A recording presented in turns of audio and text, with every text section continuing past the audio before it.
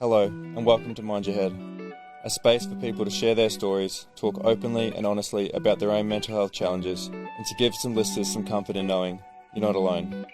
Before we get into today's episode, I want to quickly share something that I've been loving lately. Cooking's always been a big outlet for me.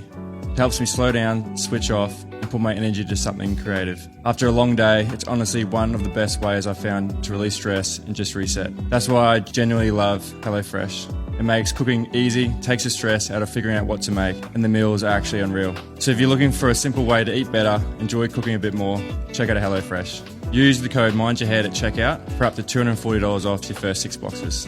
I've always asked my guests, what are your 3 non-negotiables for living a healthy and full life?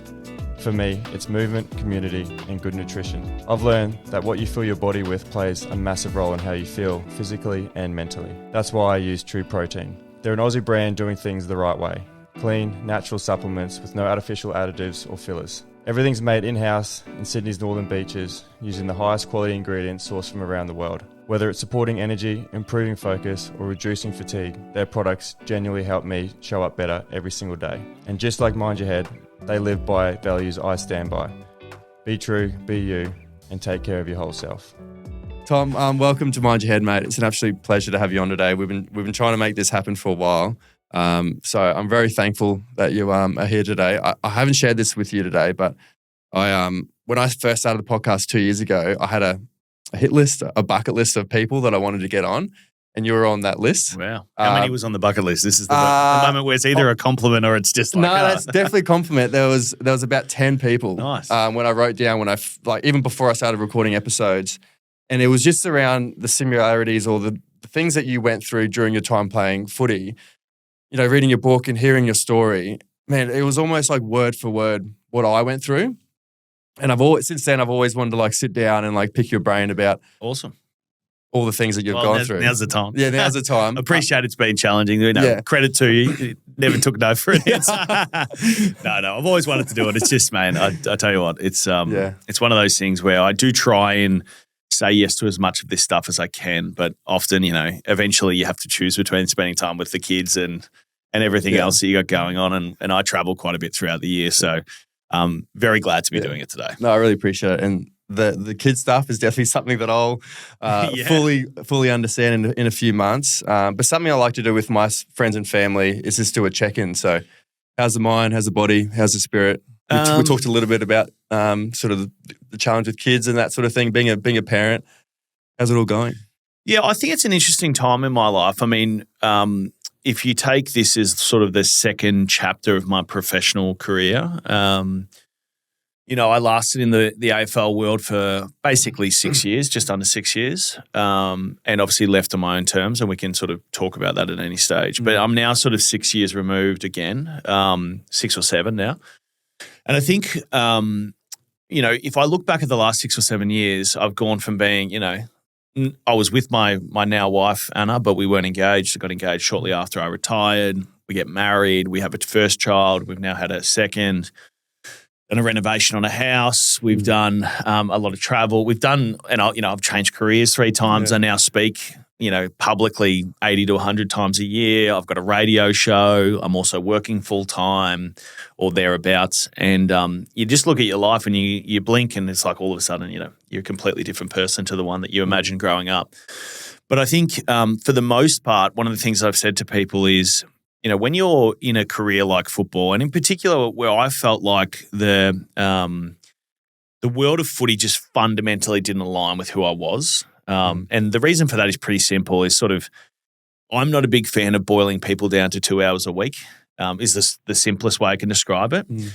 And, the engagements that I had with people, for good or worse, was always dictated by those 2 hours. And nowadays I'm dictated by 168 hours or whatever's in a week, right? And I actually get to be myself and to contribute and do whatever throughout the week and get judged accordingly. So for the most part, my life today and in the last 6 years has been, basically exactly what I'd hoped it had been, or it would be when I was playing footy. So it's, we're in a good spot at the moment. That's amazing to hear. And even just what you said then about, it's almost your identity is wrapped up in that 2 hours of footy. And I always thought the exact same thing, whereas I knew that I had more to offer this world than just rugby. However, that's all, like, it was almost my self-worth was dictated by that game. So if I lost a footy game, I was... Well, and it's not like, I think there's probably a misnomer about this identity piece. Like, I think it's too simple of a way to describe it, right? The actual practical way to describe it is my self-worth was wrapped up in football because that was the feedback I was getting given by, thousands of people. And, I think when people talk about, it's a big identity shift when you leave the game, what they're actually saying is, well, you lose all of your structure. You're probably still a man-child, which is reality for every sports person pretty much who leaves their career and tries to actually have some autonomy for the first time. Because if you really think about it, since they were 3 or 4 when they started kindergarten or the very least primary school, to the day that they finish playing professional sport, they've been told what to do. Right? No one ever really has to have any autonomous thought. And the identity bit comes with, there's a massive disruption with structure. Then there's a massive disruption with finances, right? You start all of a sudden, and it's obviously to varying degrees, but all of a sudden you go, I don't know where my next paycheck's going. There's a massive disruption because now you're at the start of a ladder instead of established in the middle or wherever you end up in your career. And so I think we talk in these big words like resilience and identity and all that stuff. And I think there's utility to those words, but I think if you're really trying to move the needle and helping people cope with those big changes in life, you've got to get to the point where you're like, this is actually what's going on. How do you actually fix it? Yeah, for sure. I'd love to get to know your story from the beginning because I know a lot of people would know you as a premiership player and #1 draft pick. But I think obviously your story goes much deeper than that. I'd love to get to know who you were as a kid growing up. What was life like? Yeah, I grew up in the eastern suburbs of Melbourne. I'm probably like, if you look up suburban kid in a dictionary, that's me. Dad was an electrician. Mum worked in the local school. Played sport from the youngest ages I can remember. Walked to primary school. Eventually went on to go to a high school that was a bit further away. But I think fundamentally the things that I was always interested in was one, sport, and I loved football and basketball in particular, and I was lucky enough that I was quite good at them from a young age. But I also loved school, and I was actually quite a good student throughout that era as well. And it was funny growing up because Mum and Dad were always telling me, school's the priority, which became much harder to tell me when I was sort of getting offers to be pick 1 in the draft and all of that sort of stuff. But I think it really set me up with some foundations of, hey, you need to be trying to do your best in all parts of life. It's not just about this bit where you get all this positive feedback and lots of pats on the back. School is really important, and you are looking for a longer term view on the world when you're looking at school rather than just sport, which is very much like the immediate future. Yeah, and it's a very short window, especially if you've got a successful career. Yeah, it's not really in your control for the most. Like I love to say, there are guys who seem like the world revolves around them on the football field. I mean, you look at Marcus Bontempelli, who's an ex-teammate of mine and premiership player. He's one of them, and he puts in more work than anyone else. But they're very rare. For the most part, it's the guy that you basically just know his last name and you see him for 3 or 4 years, and in 20 years you won't remember who he is, right? Yeah. And that's just the reality of sport. And so most people, whether it be life or in sport, are just scratching to be, good enough. And I think, that's certainly the case with a lot of my time in footy, I'd say. What did sport mean to you growing up? Because for me growing up, rugby was sort of my place to escape. It was kind of like my coping mechanism for 80 minutes on a Saturday. All the noise that I wasn't able to process during the week, all the feelings and emotions that I couldn't put into words. For that 80 minutes on a Saturday, that was like my time that I could forget about all that.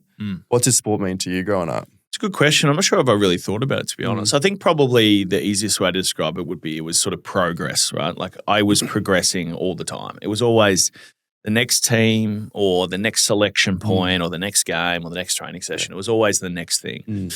And I think that really helped me. I mean, I basically worked to, be a professional athlete as most guys do in some way, shape or form since I was, call it 10 years old when it first started to become a reality of like, basketball's ramping up. We're now traveling around the state to play, So you were that early when Yeah, 10, 11, 12, I'd say. Like sort of pretty serious. Yeah, because, I can't remember exactly. I must have been 11 when I started representing basketball. Yeah. And that's like, 2 training sessions a week. You're traveling at times. Your Sundays are training. You know, Friday nights you're on the road somewhere. And I think that was probably the start. Football doesn't ramp up till a little bit later. I was probably 12 when there's sort of the interleague sides, which are, you know, sort of the next level, if you will, here in Victoria and abroad. And you are just progressing, and you kind of start to know that there's something else out there, right? So schoolboys, big schoolboys here in Victoria, where you can go basically go and play in the national championship, starts when you're 12. That's that's grade 6.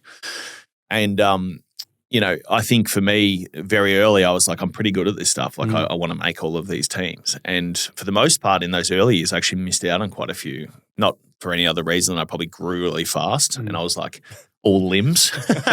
Were you this size in year 12? I grew a foot in prep. Oh, did 27 centimeters, yeah. Fire now, out. I wouldn't I'd go back and check the measuring tape, but that's what it was. Like on the school chart, it was 27 centimeters in my first year of school. When was the moment? Because that you had to choose between basketball and footy. Yeah, 15. So basically, at the start of, so it's funny because basketball is always like 2 years ahead in the like what they call the age bracket. So I was playing bottom age under 18s basketball. And I think we were playing maybe just below Vic Championship, or we're one of the best comps, but we're Nunawading, where I was playing at the time. We'd had some really strong sides, but the year above me was always a bit weak. So we usually played like all of our young guys as bottom ages, and then we were quite good when we went to top age. Yeah. So at the start of that season, I knew that the Vic football side of things was kicking off for under 16s. And really, you know, people talk about the schoolboys, which is essentially under 12s and under 15s, as like this big thing. For the most part, it's a bit of like a novelty from my point of view. And there's certainly good players who do both, but the under 16s national championships is picked out of the TAC Cup Club, or the Talent League or whatever it's called now. So this is actual football. Like this is the proper selection point. And I went into that year saying to the basketball side of things, hey, I'm probably not going to play the full season because I've got this footy stuff coming up. And sure enough, by the middle of the year, I get selected as the state captain to play for Vic Metro and go up to Blacktown at the time, up in Sydney, during the lovely Giants experiment. That's where Jordan's from, is Blacktown. Oh, lovely. Yeah. Well, she'd be, she would have been seen a few things. Yeah, she did. Well, the funniest thing about Blacktown is in some focus group somewhere, the AFL decided that they were going to send a bunch of private schoolers from Victoria up to Blacktown to train and play. And after about 5 minutes, they were like, you know what? We got to get this place closer to Bondi because none of these boys are going to stick around. And now it's the New South Wales Cricket Academy or whatever it is. So essentially I got to that point and I said to the basketball side of things, I've got to start. I want to focus on footy. And that was always the plan, I think. And to be blunt, I love basketball, but not in the same way. I mean, I think the culture of basketball here in Australia can be very negative. In what way? The coaches I found along the way, they're very it's a very drill-oriented sport. There's not a lot of sort of freedom. Yeah. And I think by ways of the fact that a lot of these guys have either been in Europe, in particular the high-level coaches, they've come out of Europe or they've been to the US and maybe not made it to where they wanted to or whatever. I would say the culture of coaching back here, at least the ones that I ran into, was very negative. Yeah, right. And so I didn't love that part of it. I wanted someone who, made this an enjoyable experience. Yeah. Challenging, sure, but not like completely and utterly dire. Yeah, taking the fun out of it. Yeah. And that happens in sport, I think, invariably as people get under pressure and get too serious and all that sort of stuff. But basketball in particular was bad for that. So footy was always going to be the one that I wanted to choose. And I think more than anything, to refer back to your question about my childhood, my dad's always been my hero. And his basketball career, I think, stopped at under 16s when he, got in trouble for fighting, basically. And they were like, Jeff, you can't do that here, right? Go do that on the footy field. Yeah. And so footy was always his sport. So that's what I wanted to do. Was there an idea of what you wanted to achieve at that age? Like, what did success look like? Can you remember? Well, I think, to be honest, like anything was on the table because by that age, I'd had a lead up to the under 16s carnival, which was quite outstanding. I kicked a couple of bags of 7 goals and like playing against the best in the state. They sort of, it wasn't that it wasn't challenging for me, but it was obvious that I was one of the better players. And so obviously getting selected as captain, and then I actually got injured leading into that carnival and played pretty average, right? I was quite unfit by the time, I sort of got there and my back was no good. And so it was quite disappointing because I'd sort of set my sights on dominating the carnival, get an All-Australian jersey, get selected in the Australian Institute of Sport side, and everything would be smooth and go great. Leading into the draft in a couple of years, none of that happened. And I went away and basically got myself, one, physically okay with the injury, and then physically very fit leading into the next year, and sort of blitzed the competition for the next 2 seasons before going pick one.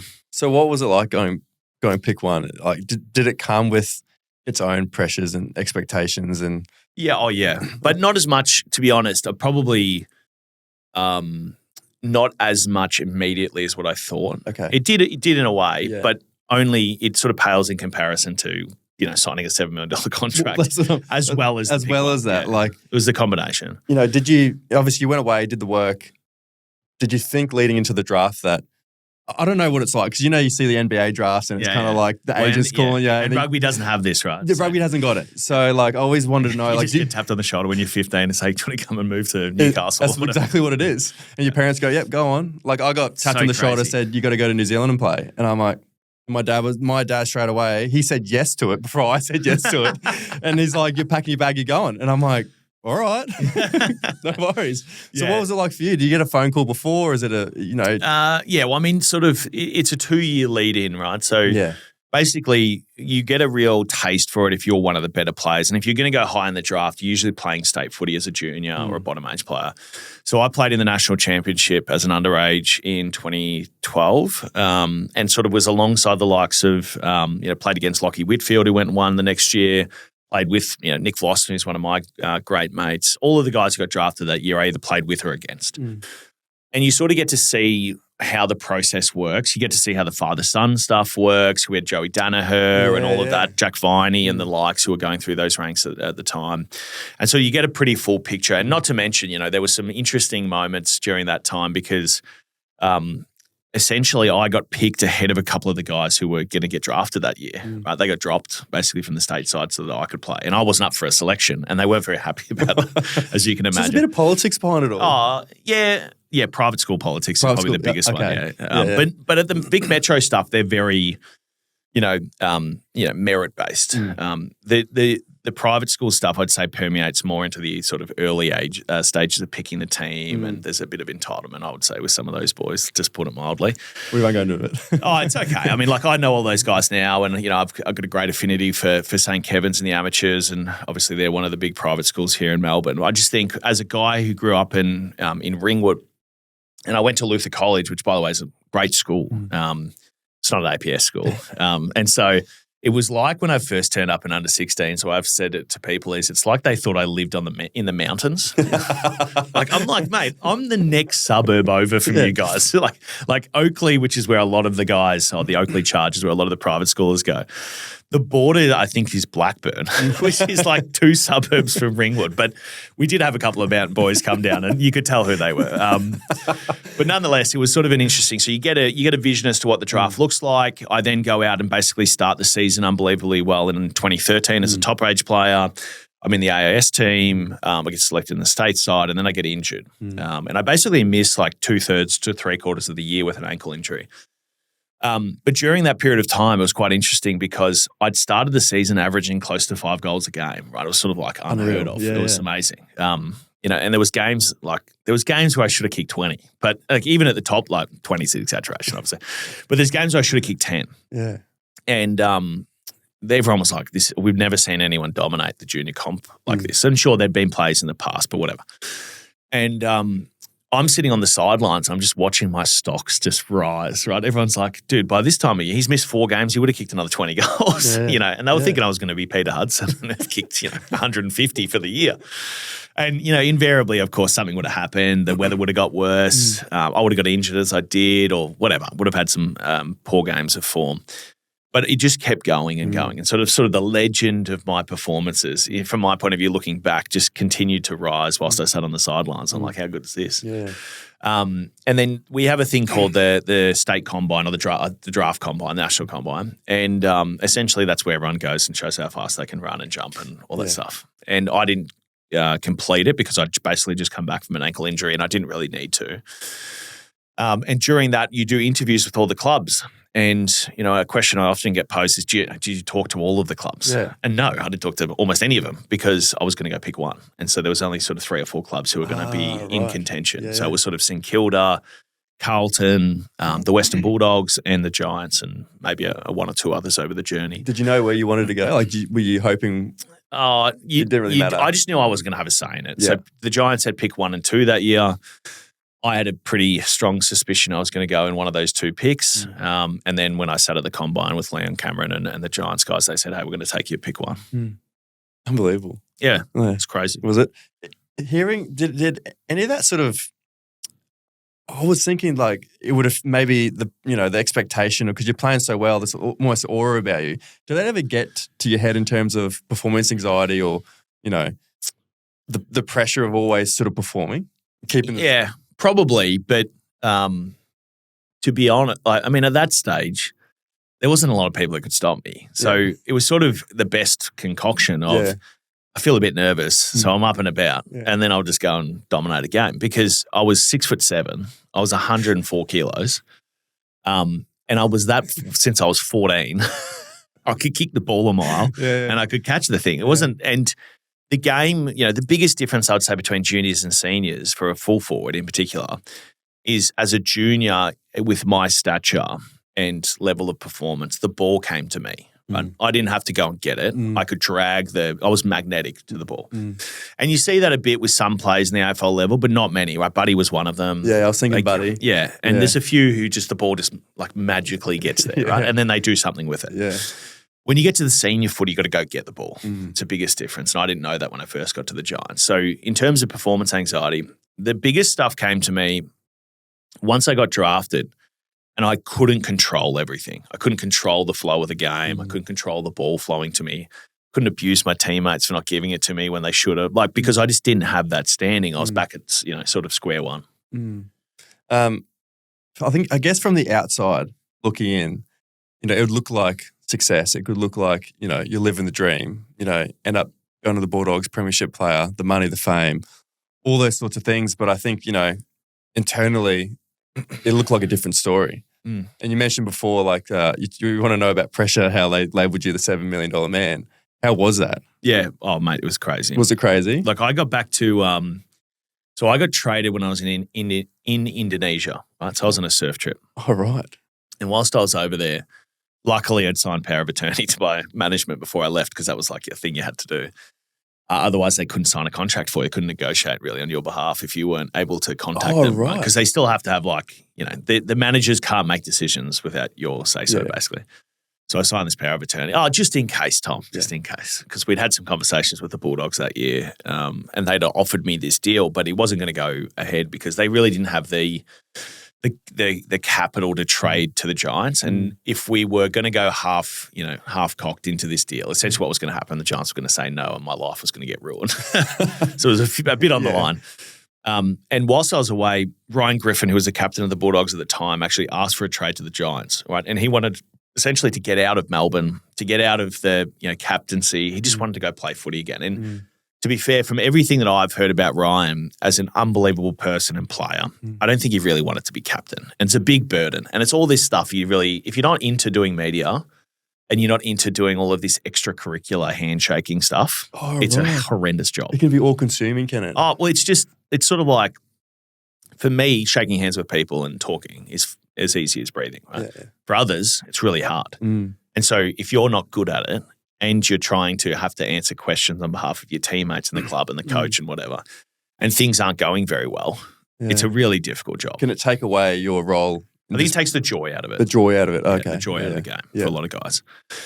And you get a bit of a bonus and people tell you, great, you're the captain, but then you got to do speeches every game. And again, if it comes naturally, great, but it doesn't come naturally to many people. And so he wanted to get out of Melbourne. And Liam Cameron, who was the coach of the Giants, had been the assistant coach of the Bulldogs in previous times, I think, before he went up there. And so I see this news come through this crappy Wi-Fi in the middle of Indonesia, and I go, are we going to do this or what? And so basically I orchestrated with my manager and my dad a $7 million contract over iMessage because I didn't have any cell reception where I was. So we get this deal done. And I walk back into Melbourne and I'm like half paranoid they're going to be at the airport waiting for me because it's very on brand, right? And they probably should have been. I don't know how they didn't find out where I was. It's very strange. And I get back there, and literally the next day, I'm sitting at a meeting, and the first thing that happens when people offer you a lot of money is all of your friends go, I've got a business idea for you. Small investment. So I'm sitting through this business pitch. It was the dumbest thing I've ever heard, honestly. It was like, what we're going to do is we're going to train people to be footballers. I'm like a coach. I'm like, no, it's different. I'm like, how? Anyway, so I got through that meeting, and halfway through it, I was sitting like not far from where we're sitting today in Richmond, and I was like, my back is killing me. Like I thought I was having like horrendous back spasms. I couldn't sit still. I started sweating, and it was horrible. So anyway, I drive back to Ringwood where I was staying. As again, I'd only been back for a day or two, and I was staying at mum and dad's house, and I couldn't sleep at all that night. Like I took a Voltaren and thought it was a whole back thing.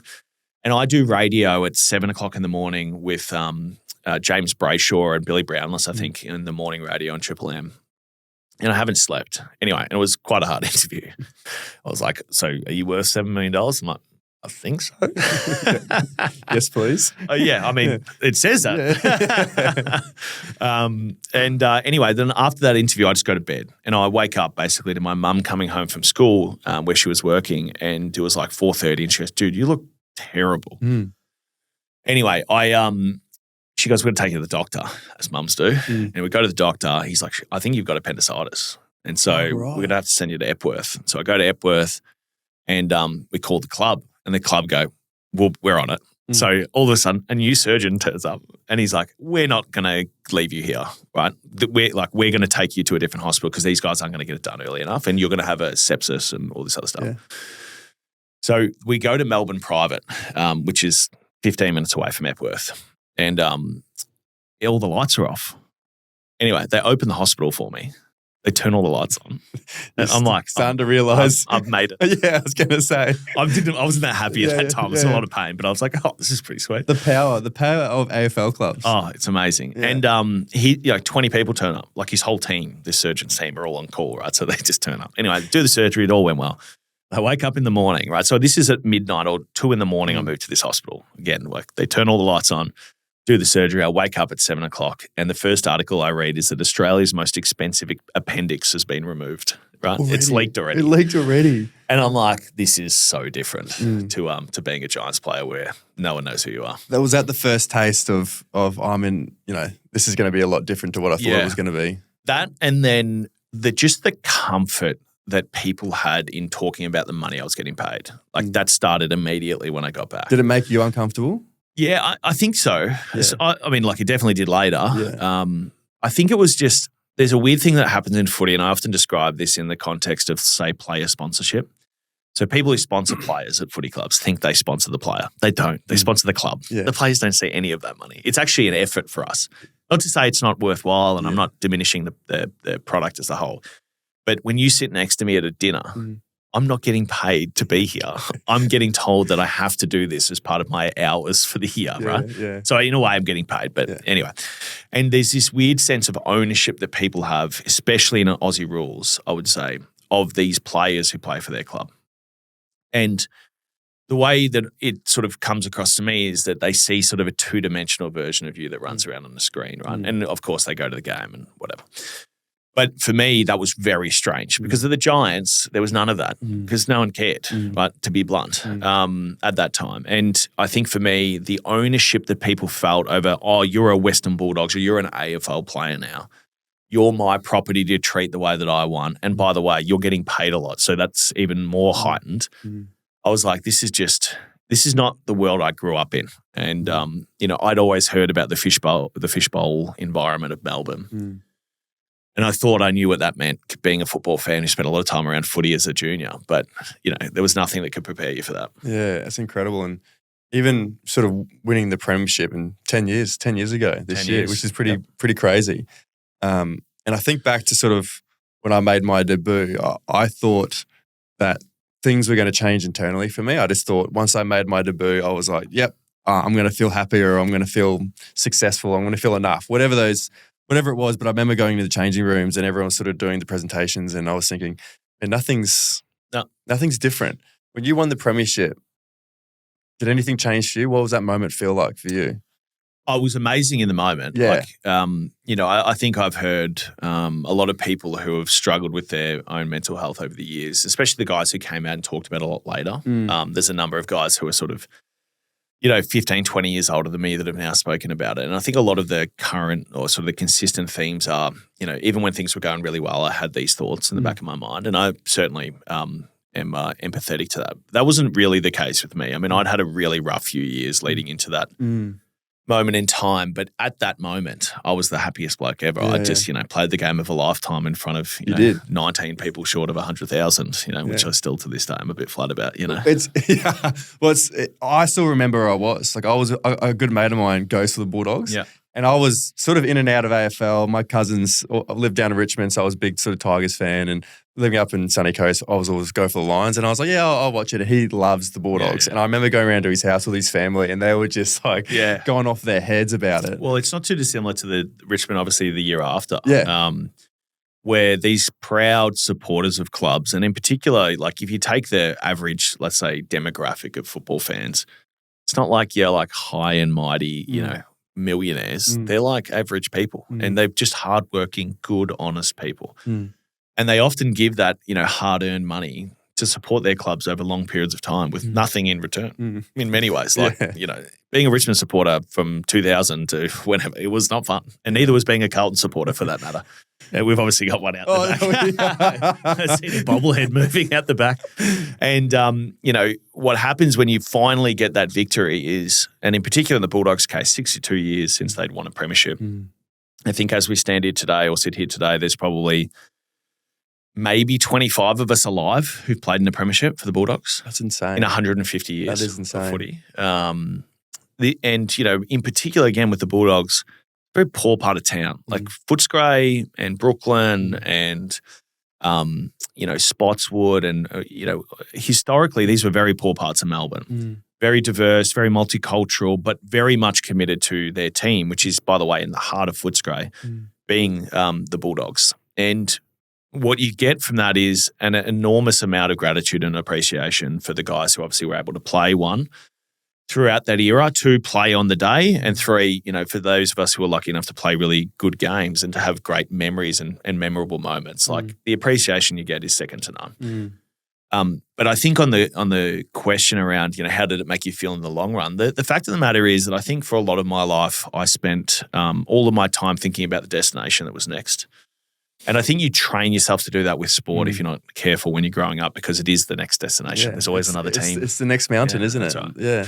And, what I found was that life comes at you very quickly after those big moments, right? And I was, 21-year-old, played an amazing game for a club I hadn't won one in 6 decades. Made Brian Taylor swear on radio, kicked a goal that will go down as one of the great grand final goals, if I do say so myself. Yeah, you can. And was making $1 million a year to play footy. Pretty good life. Pretty good life. But just like everyone else, 8 days later, I was in surgery for a shoulder. 2 weeks after that, I had a a clean-up on my ankle. And I was in a heap of pain for a number of weeks with the shoulder in particular. And I was miserable. I couldn't sleep. And, I felt like I was missing out on my time off because, I was, in a way. I couldn't do the things that I wanted to do. I typically would go away and surf at that time. I'd go to Indonesia, which we did, but it was really unenjoyable for me at that stage. I couldn't train, couldn't run, wasn't allowed to do that, couldn't swim, couldn't do any cross training, couldn't do anything. And so for me, I was like, I'm just going to wait here in pain until the preseason starts. And 6 weeks later, that did. And I walked back into the footy club and I'm like, I don't know how I'm going to climb that mountain again.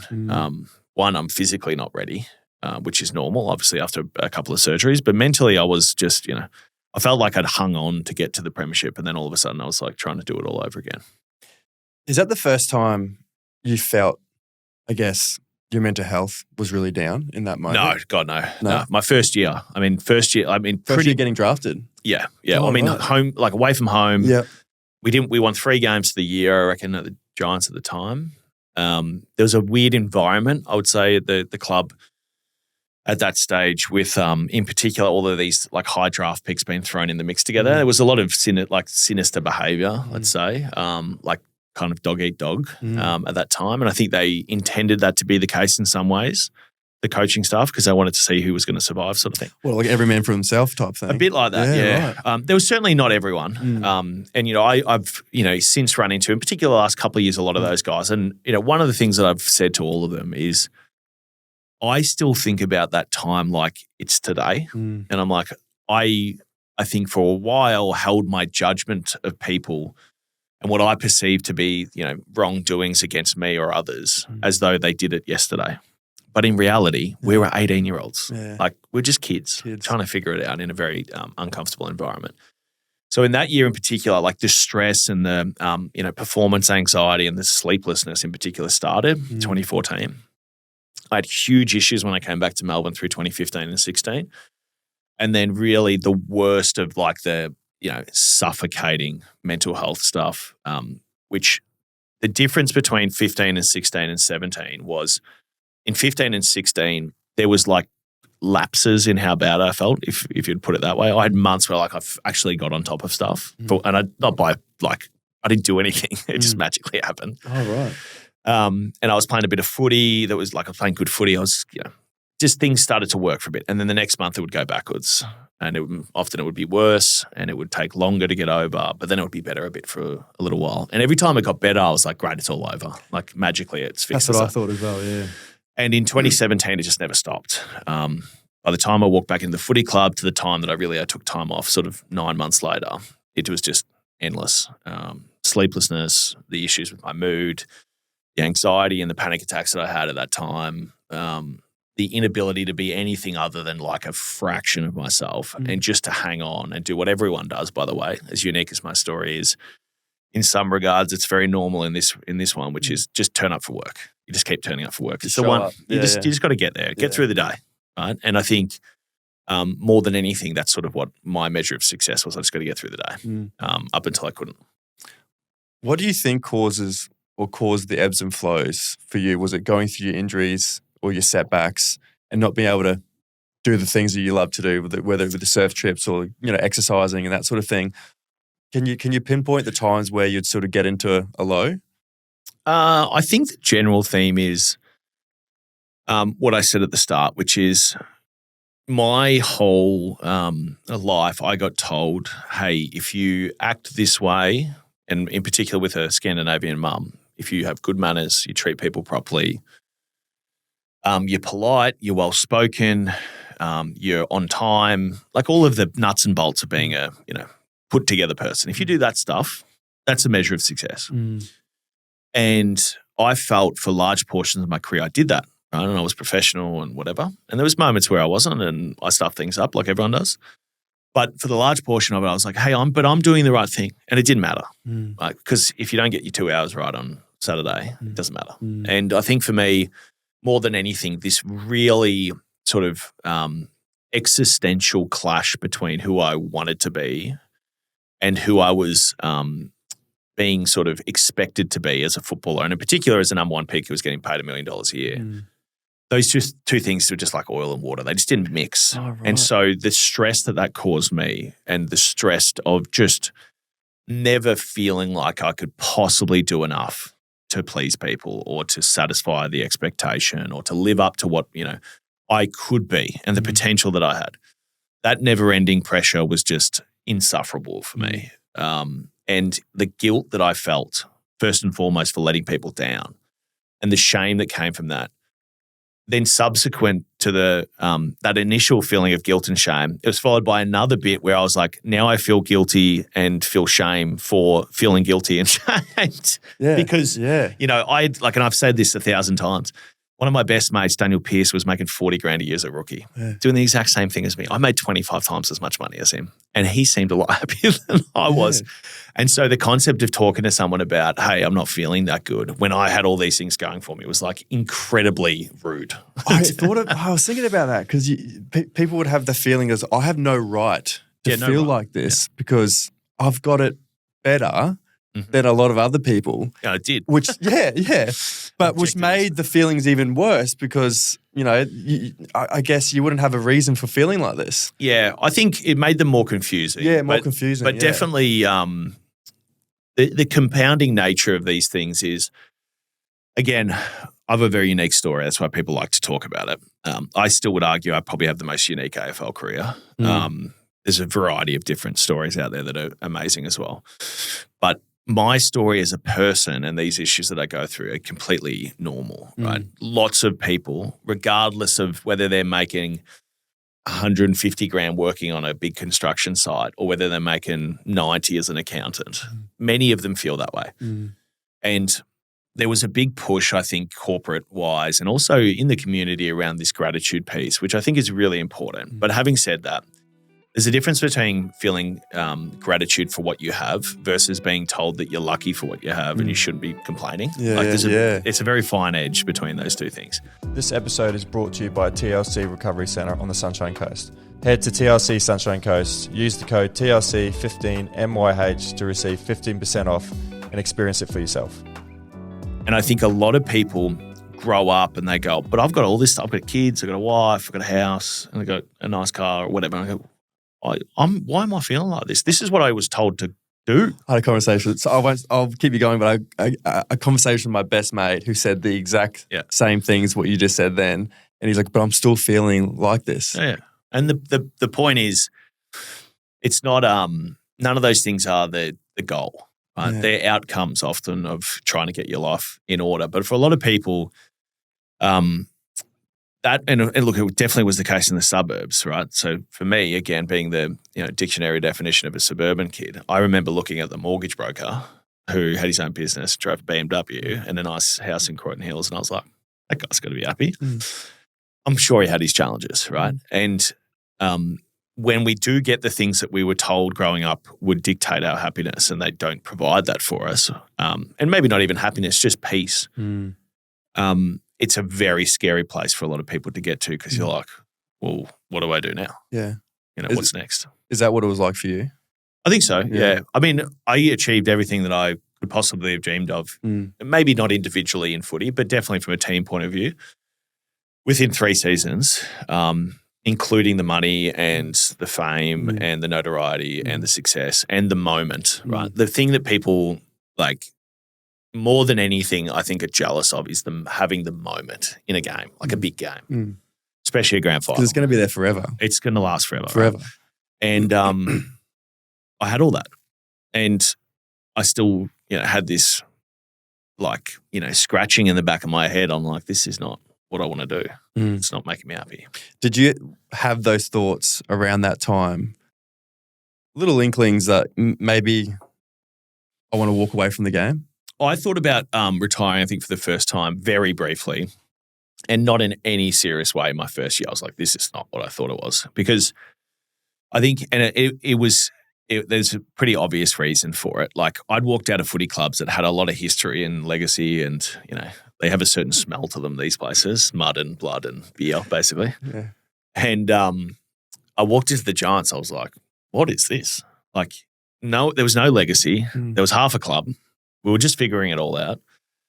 All the walls were shiny, at least after we moved out of the athletic centre into our facilities in February or whenever that was. And I was like, this is not a footy club. Like, what's going on here? And I was like, I feel like, and I still to this day, I genuinely feel like my time at the Giants in many ways like school camp or like an AIS camp. Or I was like, I went on camp for a year because that's what it was like. It was that strange. It was exactly like being at a Vic Metro camp, right. And playing a national carnival or whatever. It was exactly like that. It was so strange. Then I walked back to the Bulldogs and I'm like, oh, this is a footy club. Right? And you could tell. You see Rowan Smith on the walls. You see Brad Johnson, Chris Grant. I'm like, oh, those guys are in the club. Like I can see them up on the banners, but he's a coach. Like Bubba was our backs coach at the time. And for me, I was like, oh, this is what footy clubs are supposed to be like. So I think in that first year, there was the practical piece of just not feeling like I was in a club that I understood. And then certainly throughout 15, 16, 17, and obviously retiring in 19, I was like, I'm not sure this is what I want to do long term. You talked a little bit about sort of your really dark times. Can you walk me through your rock bottoms, your version of a rock bottom? Yeah, so my I would say primarily my issues were driven by sleep first and foremost. I was quite a good sleeper as a young kid, but certainly had moments like before exams and stuff, like when there was big moments in my life, I struggle to sleep as we all do as we think through 1,000 possibilities a minute. And in 2014, when I was first to the Giants, there was a number of issues with sleep. In particular, it was sort of like, after a bad performance, or it was quite erratic throughout that year. And it was strange to me, particularly because I was more tired than I ever had been. I was doing a full preseason load at this time when it first started. I was exhausted from learning new names and faces and game plans, and obviously having moved up to Sydney, living out of home for the first time, and yet I was still awake till the wee hours of the morning often. And then when I came back to Melbourne, much of it was driven around the game. So I would often really struggle to sleep, if at all, on a Thursday night, because we'd finish training, look ahead to the game. All of a sudden I'm thinking about the game, everything that's gone wrong in the past and could go wrong in the future. Drag yourself to the club Friday, crash on the couch Friday afternoon, and then I don't sleep often again on a Friday. And then you drag yourself, out into, Etihad Stadium at the time, in front of 30,000 people, and you basically haven't slept in a couple of days, and then you drag yourself through a game of footy, right? And often is the case, I think, for a lot of boys who play professional sports, and in particular at night games, it's really hard to sleep afterwards. I've always wondered that. Yeah, it's really hard. Yeah. Because the latest game I would play will be 6:30, but you guys are finishing almost close to midnight. Yeah, well, I think the best thing I've found about rugby the last 2 years is having watched the Storm boys and getting to know a few of them is oh, you guys get home for dinner. Basically. Yeah. You play at 7:20 and, you're back in your car by 10. Yeah. I'm like, that's awesome. That's the best. It's horrible leaving Etihad at 11:40 at night. Yeah, and then trying to, with all the adrenaline and all the, your emotions are through the roof, and then trying to do a meeting for 40 minutes afterwards, of course, because that's helpful. Yeah. Totally. And so I would often really struggle to sleep again. And so you're now looking at sort of a 3-day window with no sleep basically at all, or very minimal. And I've done all of these major athletic and emotional, exploits throughout that period as well. And so, that's when really mood became a massive issue for me. When I was really tired, I just couldn't manage my emotions. And, a reaction to fatigue is, anxiousness, because it's something that keeps you stimulated and alert to actually be able to get through the things you've got to get to. And so they all sort of went together. But by the middle of 2017, those sort of week by week issues had turned into a never ending one. So I basically felt like I hadn't slept in a couple of weeks. In the middle of 2017, I was still playing footy. I think I'd missed a week with an injury. Again, I've said this to people before, but the way that when you have that level of fatigue and stress in your life, people think they can just spot it, and probably maybe you can if you're really looking for it. But the way that it comes up is in your physical health, right? You get sick. I did a hamstring injury. I've never been fast enough to do a hamstring, I'll tell you that much. And I was now having to return back to basically play at the top level over in Perth. I think we were going to go play. And I was like, I'm not going to get through a game, not in the physical or mental position that I was in. And so that was the real rock bottom of it, where I was like, I don't know what to do here, because I can't take time off, but I also can't play. And I think more than anything, when people make, lifelong decisions and really, impactful decisions with regards to this stuff, it often happens when people feel like they're trapped and when they're hopeless and they don't know where the next step is going to come from. And for me, that's where I was, because, again, in my position at that stage, I was 21 still. I was a premiership player 8 months ago. I was earning $1 million a year. You don't just get to say, I'm sad and I can't play this week. That's not something that happens. And no one had ever done that before from as far as I can recall. On the flip side, I was going to have to go and play a half in the VFL and then go over to Perth to play the next week, completely sleepless and in no position to be out on a footy field. And I was like, I don't know what I'm going to do here. So thankfully for me, at that moment, that's when I first called the psychologist, and I was like, this is what's going on. And, she asked the only question that I wanted to hear at that stage, which was, how can I help? That was my next question. Were you able to chat to someone about it? Yeah. How did it feel talking to her for the first time? Was that the sort of first time in your life where you could sort of share everything that was going on? I'd had meetings with her at different stages, but never had shared the full work of what was going on. And I think I'd love to tell you it was magic and it all fixed it. But in reality, it was just the start of quite a long journey. It always is, isn't it?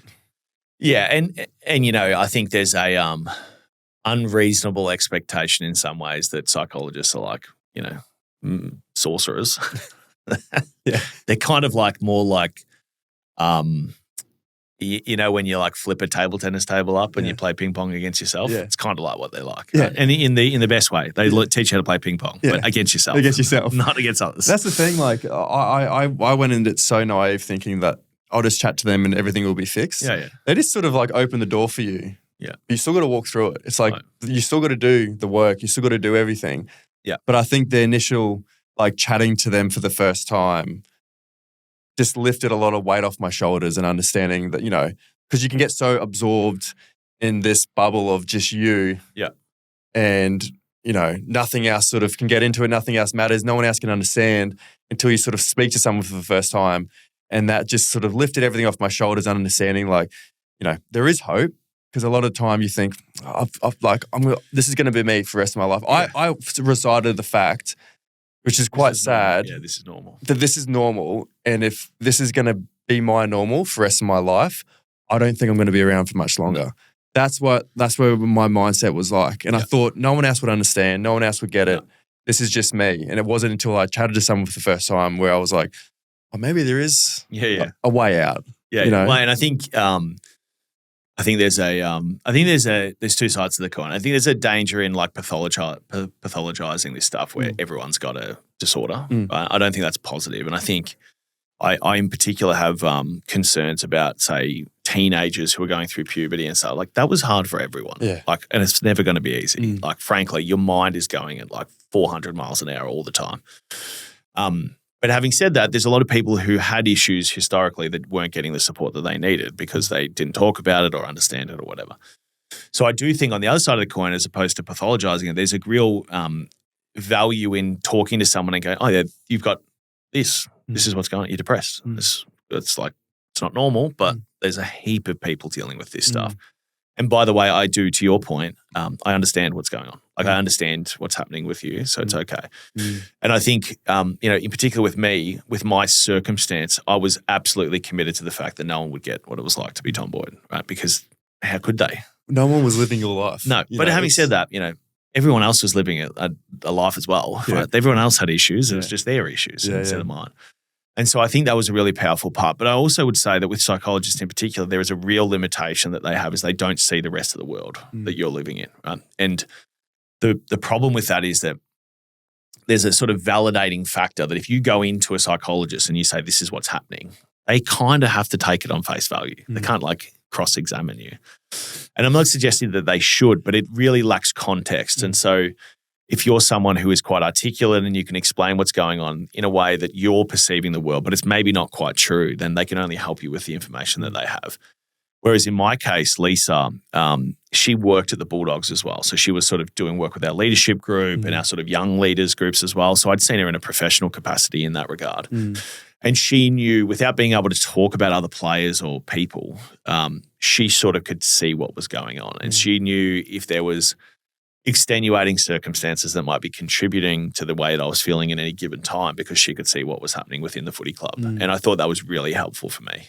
And how did it sort of progress chatting to her, opening up to her, and then sort of walking away from the game? Was that a conversation that you two have had? Was it something that you sort of decided, thought this is probably the best for me? Yeah, I sort of spoke to two people about it over the journey. The first was Lisa. And she was always, I think, supportive of whatever I wanted to do. But, she was certainly not encouraging it. And the other person was Gary Zimmerman. So he's the club doctor. He's been there for, I think, literally 40 years. He's got one of the most ridiculous mustaches in the world. Zim, if you hear this, it's time. We'll put a little video up. You have to see him. But he is incredibly wise, right? And a really great supporter of mine in the most genuine way. Great man. And I said to him at the end of 2018, I said, see, I still remember it like it was just, I was standing on the side of the oval. I was still in rehab for my back injury. It was going nowhere. I was frustrated with that regard, but I'd also dealt with a lot of the mental stuff. And I felt like I was kind of like, what am I going to do here? And I was, let's say, more in solution mode than, suffering mode like I had been for a number of years. And I said to Gus, I think I'm going to give it away. And this bloke turned around, and he's not very tall, so he sort of looked up at me. And he looked at me like I had 3 heads. He was like, mate, are you crazy? You're making $1 million a year. Like, you just want a flag, this stuff. You got it all, mate. But what he did say next was the most important, which was, look, I've seen this story play out a number of times with players over the years, and whether they quit properly or they sort of quit in place, if you will, they often do it when they're out of form and they don't like the coach, they're frustrated, they're injured or whatever. He goes, they all regret it, every one of them, because they can never get this time back. He said, you're injured, and the best place in the world for you to rehabilitate this back injury is right here at the club. Get back on the field, because you're not going to get the support you need outside of the four walls of this footy club. Get back out on the field. If you still feel the same way, then retire. And I'll back you at that point. And so I did. I lasted another sort of 5 months, 6 months. Got back out on the field. I was like, this is not for me. I'm ready. Yeah. And I was ready to go and do something else rather than like just quit, which I think is an important distinction. And I spoke to Lisa first. Said, Lisa, I think I'm going to retire. I'm not asking for permission or like, it's not really about, I'm just letting you know. And she goes, great. That's fine. I called my dad. He thought I was crazy. The next, I'll finish the story, but the next thing he did, he came over the next day, did a budget with me. And he's like, oh, you didn't like spend all your money. Good. Okay, cool. I feel better now. Did you mourn it? Did you have a time of the mourning period where you sort of, say goodbye to the game, or was it when you sort of? I think I probably did that whilst I was still playing at the end. Right. Like as in like during that period of like 6 months, I think I was probably pretty certain I was going to retire. And maybe I was looking for the moment that it was right to do it. And look, I think, when I first got to the Bulldogs, Daniel Giansiracusa, who was the forwards coach at the time, had just finished. So I played in Daniel's last game for the Giants, right? And we beat them, which is not very nice. 6 points, and we beat them at the buzzer, basically.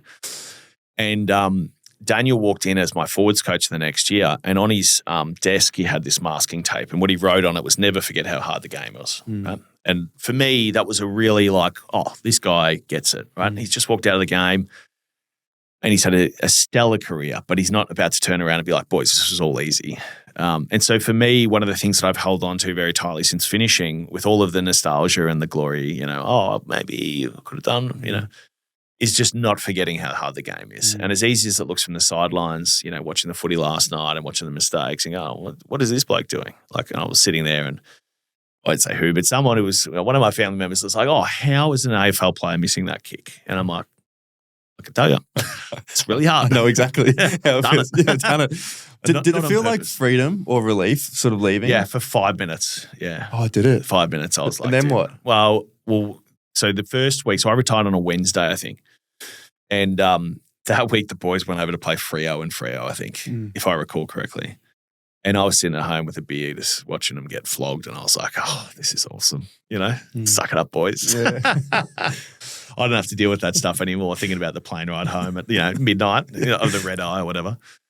And on the Monday, again, as I recall it, I was like incredibly anxious about what I was going to do with my life now that I'd made this step, which I think was really positive, right? This wasn't like a crippling, I can't stop feeling anxious. This was like, no, your mind and your body saying like, you got to get up and get going. Yeah. And so for me, that impulse was to take a step back and say, you've done this chapter of your life, and there's some parts of it that make you very special, which, I'm not trying to make me sound like I'm special, but there are some things that most people never get to do, right? No one gets to play on the MCG. No one gets to play in the MCG in grand final day. No one gets so on and so forth.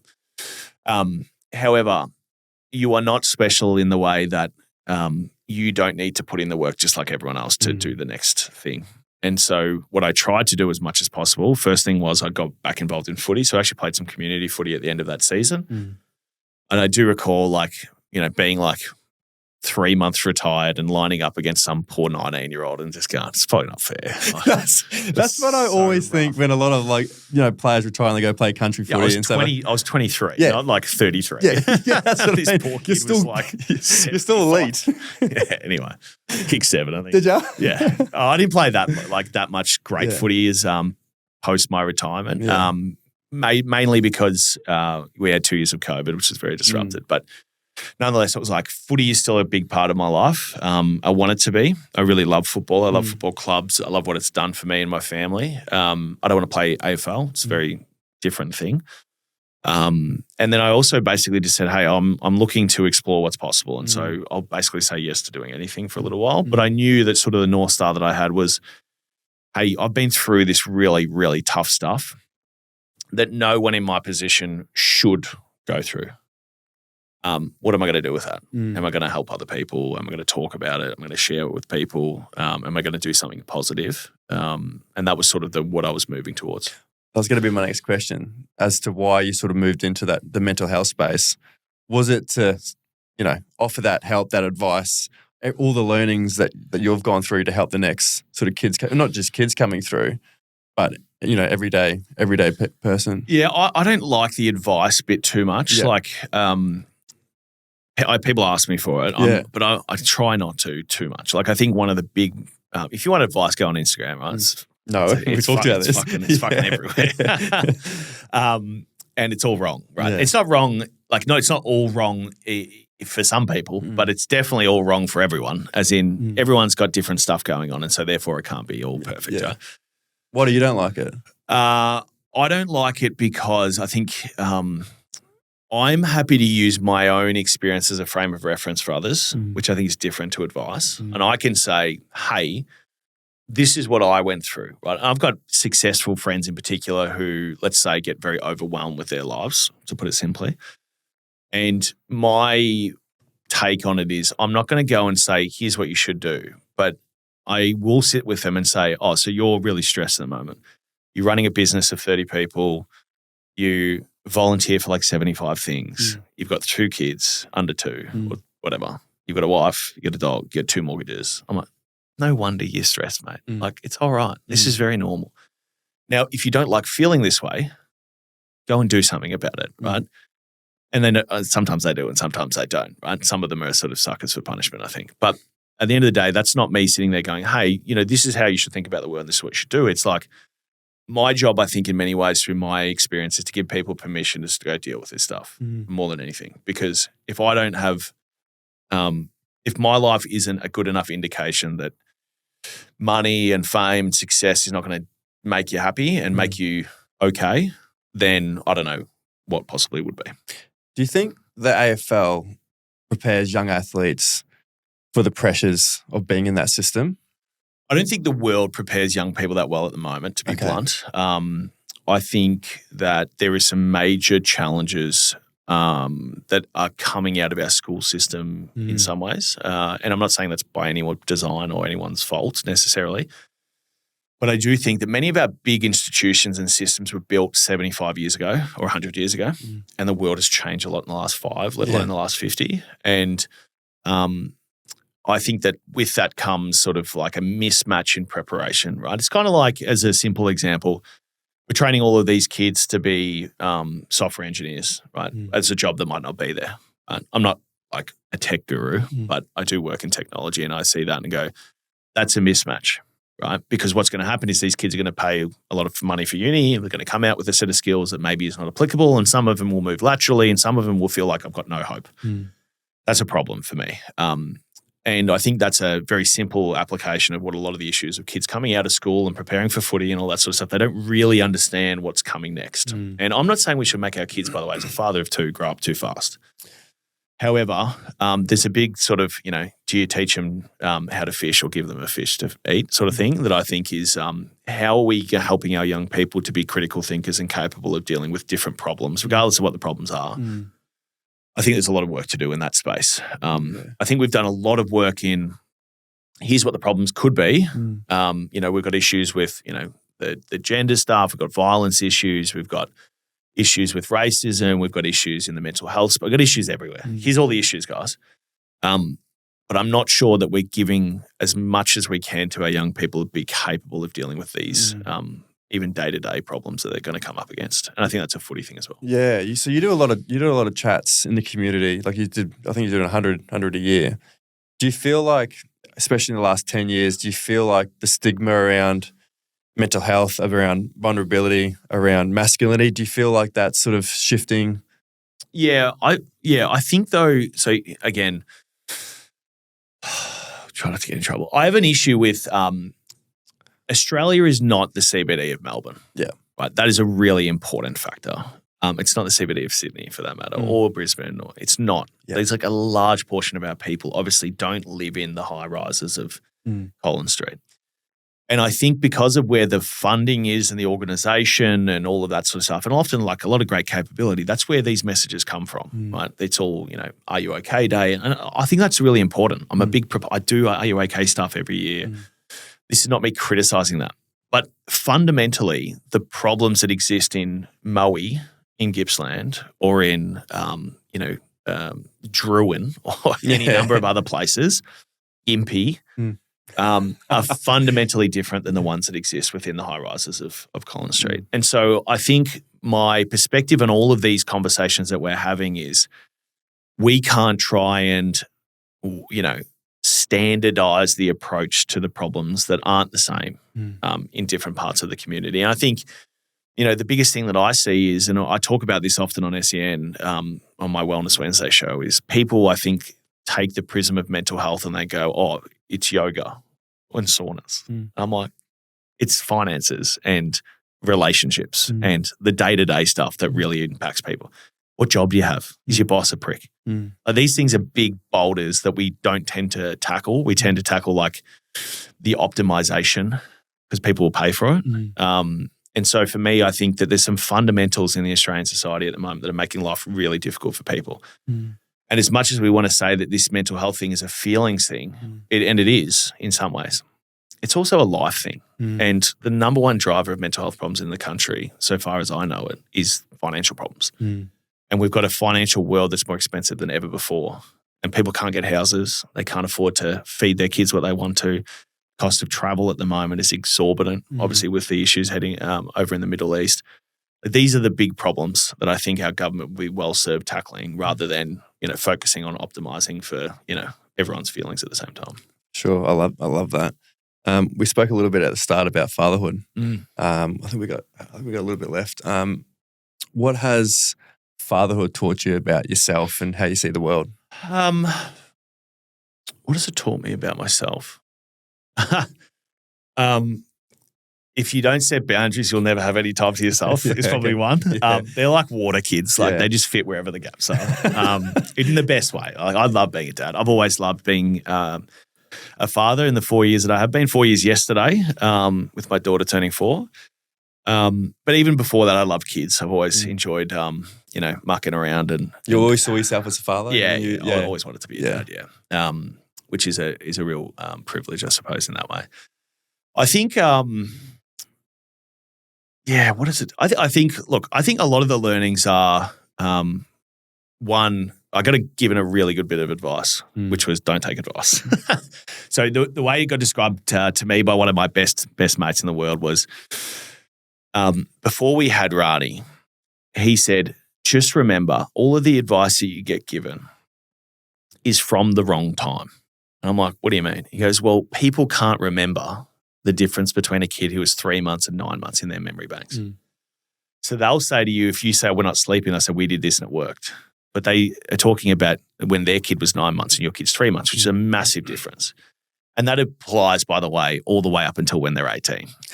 They can't remember exactly what year it was. And so the advice doesn't make any sense.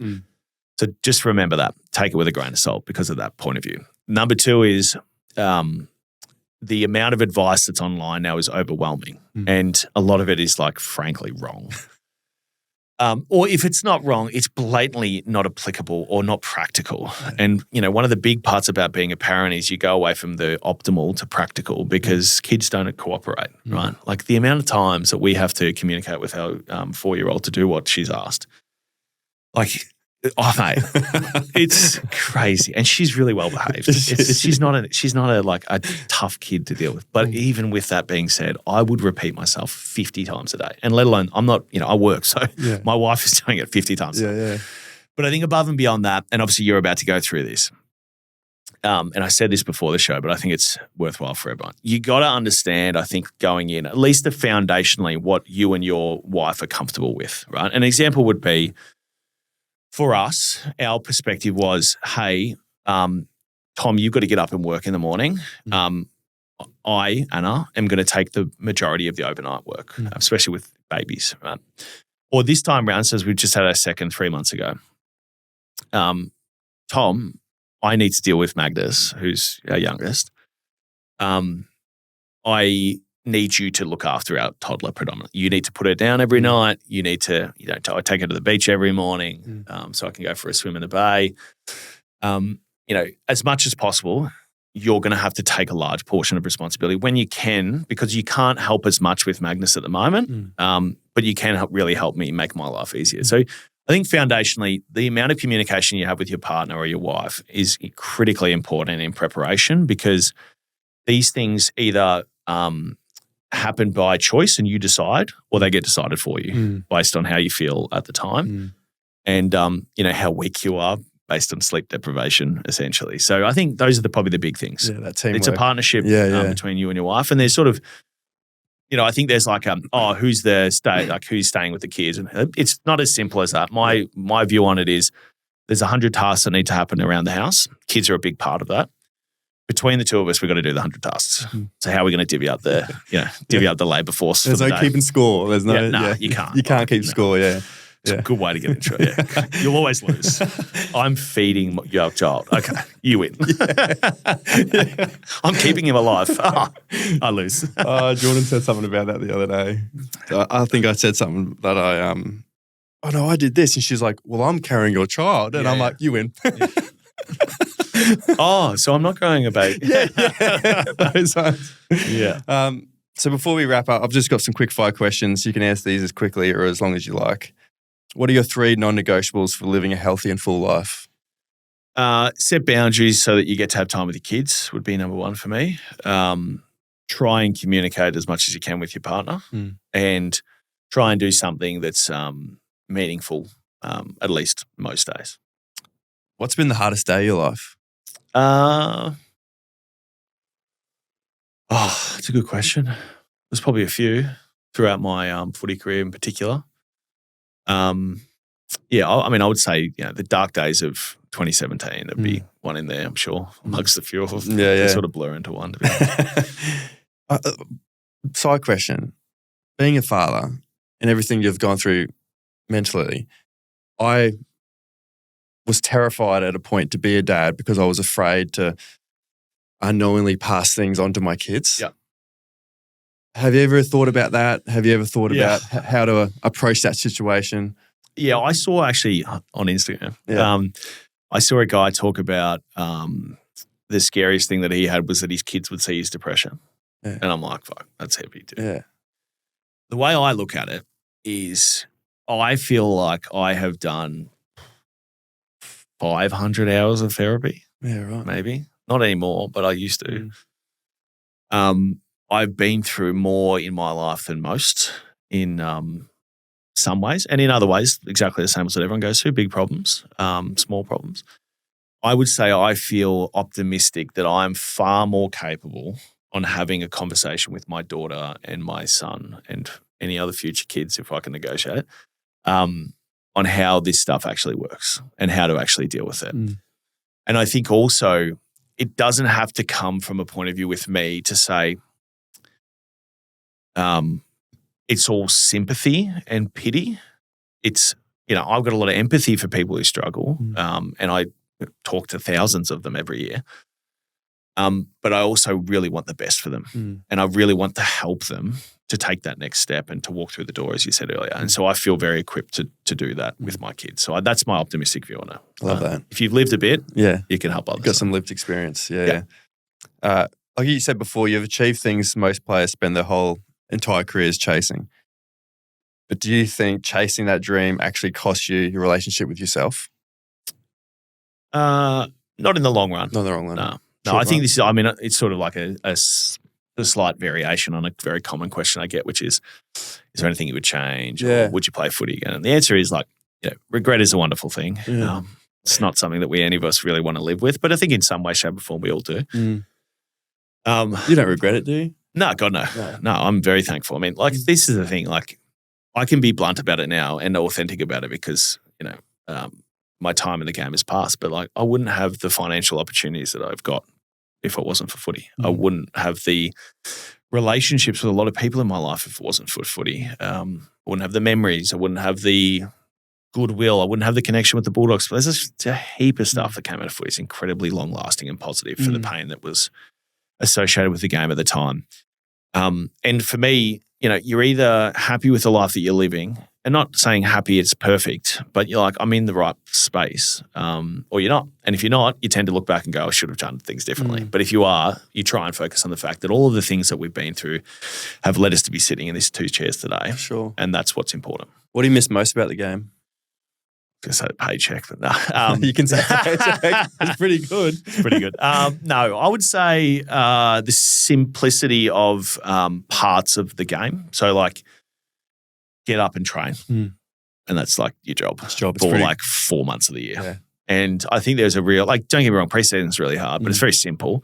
You get up, you train, you do weights, you're exhausted, you go home, you do it again. On the weekends, you like train at like 6 or 7 in the morning on Saturdays, and then you have the rest of the weekend to yourself. Do whatever you like. It's like, it's a pretty awesome life. To be paid to do that, yeah.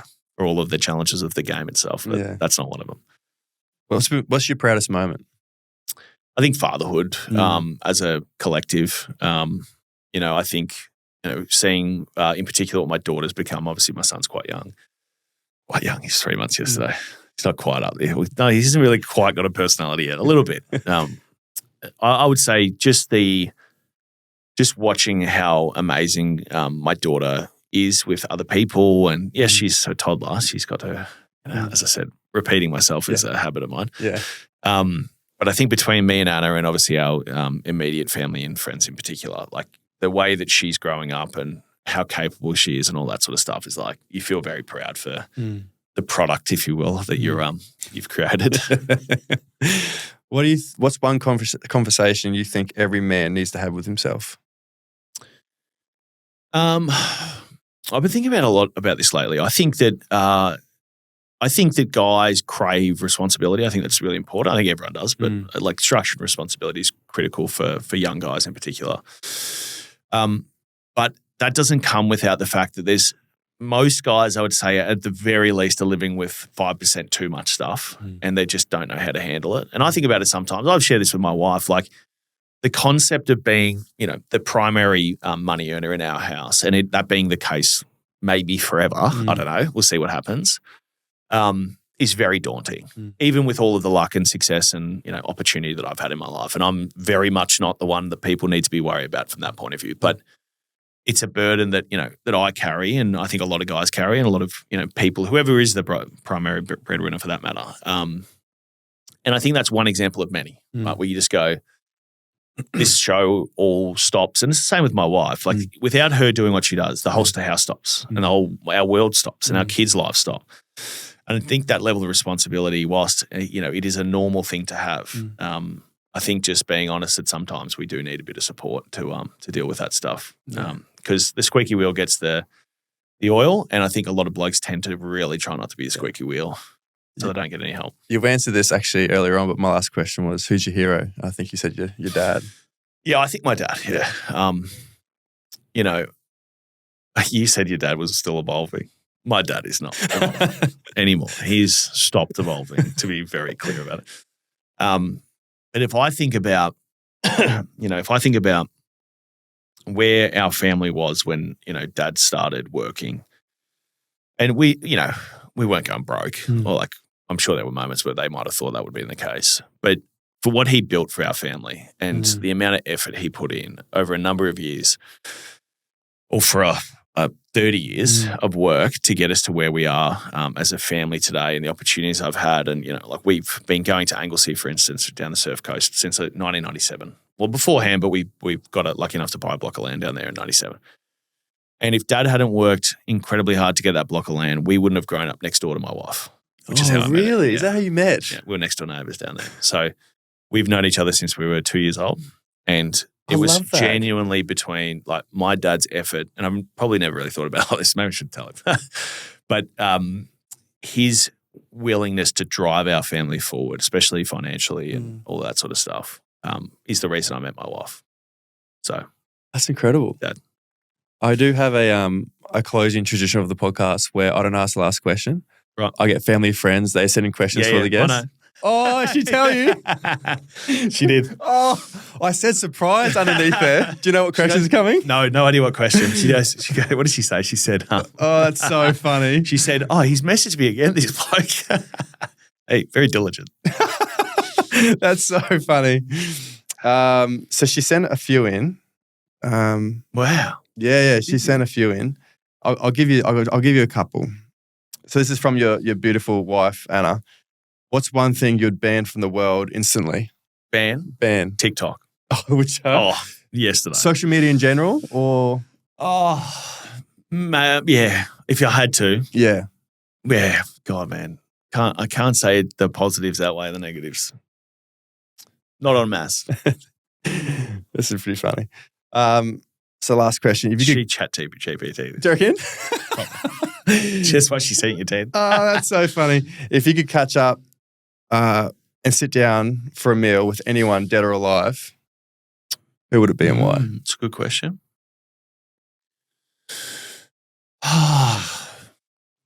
Maybe like Winston Churchill or someone from the war. I reckon. Well, you know what I think is, I think I was saying to this before we started recording, is like the generation before us, like my dad's generation, was all about suffering, right? And to a fault, right?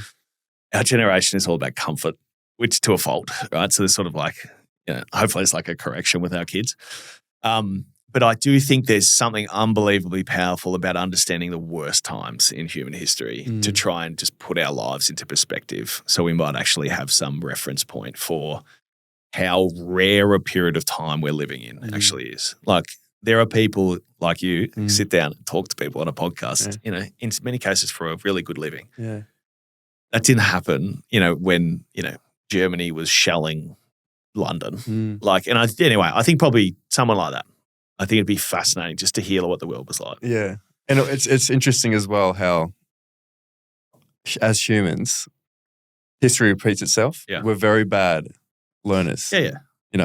Oh, yeah, terrible. Well, we'll go through wars, we'll go through things, and we say never again. And then, here we are. And it's just like, countries at war. Yeah. And it's just like, yeah, I think there's just this like general complacency in the world for like, this is normal. It's not even normal in the whole world. Like this is and again, like, and I'm not saying I've got this stuff figured out, but like our life, like the concept of how we live our lives in Melbourne, just as an example, is like so rare.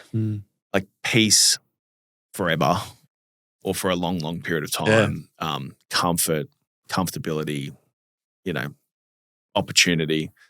It's not the case in a large portion of the world today. I think about the exact same thing. Even when COVID was going on and I was chatting with my cousins down here, and obviously, how intense it was down here. I was on the sunny coast. Sun was out. I was at the beach every day. We had no, like our lockdowns were one day and we could still go out. And I just thought, how, and I've done a lot of sort of traveling overseas, and it just opens my eyes up to the world and the realities of the world. And I come back home to the sunny coast and I go to the beach with my dog, and I'm just thinking, man, I have it. We've got beaches here too, mate. Yeah, technically they're beaches. It's actually a great skit by the Kick It Forward guys. They go, look at it. They're showing Port Phillip Bay. I swim in the bay. I love it. But they're like, it's pretty nice for a sewer. But yeah, I think the wartime stuff is interesting, because I think the world isn't what we see it is today. For sure. All the time. Tom, thank you so much for coming on today, mate. I really appreciate it. And just to sort of get to know you on a more personal level and hear a little bit about your story, man, like I said at the start, I really look up to you. I can tick you off. Yeah. I can tick you off my bucket list. And the bucket list, and put you on the second one, which is two-time guest. Yeah, look, honestly, mate, I enjoyed chatting to you so much. You're doing a lot of great work in the community, man. So, yeah, really appreciate it. Thank you. Cheers. Thanks so much for listening to another episode of Mind Your Head. If you'd like to support the show, be sure to subscribe to us on Apple Podcasts, Spotify, YouTube, wherever you listen to your podcasts. It really supports the show and helps others discover us. Don't forget to join us on Instagram and TikTok at mindyourhead.podcast. We acknowledge the traditional custodians of the land in which we record this podcast, the Gubbi Gubbi people. We pay our respects to their elders, past, present and emerging, and extend that respect to all Indigenous peoples. We honour their enduring connection to the land, waters and culture, and recognise their invaluable contributions they make to our communities. Always was, always will be Aboriginal land.